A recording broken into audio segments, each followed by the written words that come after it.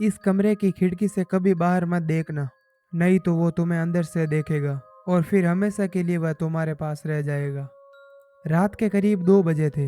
रवि काम से लौटते समय एक सुनसान रास्ते से गुजर रहा था। अचानक उसकी बाइक बंद हो गई। आसपास गहरा सन्नाटा और सिर्फ अंधेरा था। उसे हल्का डर महसूस हुआ, लेकिन उसने सोचा कुछ ही देर बाद मेरी बाइक ठीक हो जाएगी।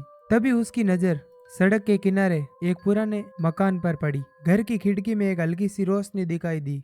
उसने सोचा कि वहां से मदद मिल सकती है, तो वह दरवाजे की ओर बढ़ा और दरवाजा खटखटाया। कुछ पल के बाद दरवाजा खुला, लेकिन सामने कोई नहीं था। अंदर गहरा अंधेरा था, पर घर के अंदर से किसी के धीमे धीमे बात करने की आवाज आ रही थी। उसने आवाज देकर पूछा, कोई है? अचानक उसे घर के अंदर से किसी लड़की के रोने की आवाज सुनाई दी। रवि के दिल की धड़कनें तेज होने लगी। उसे कुछ समझ में नहीं आ रहा था, लेकिन लड़की की आवाज ने उसे अंदर से मजबूर कर दिया। उसने फोन की टॉर्च जलाई और अंदर कदम रखा। जैसे ही वह कमरे के अंदर पहुंचा, रोने की आवाज धीरे धीरे तेज होने लगी और उसे एक कमरे के कोने में परछाई दिखाई देने लगी। जब उसने टॉर्च उस पर डाली, तो सामने एक सफेद साड़ी में लिपटी हुई एक औरत खड़ी थी। उसके चेहरे पर गहरा अंधेरा था, लेकिन उसकी लाल आंखें रवि को घूर रही थी। रवि पीछे हटने लगा, पर दरवाजा अपने आप बंद हो गया। उसकी हरकतों से जैसे वह लड़की और पास आ रही हो।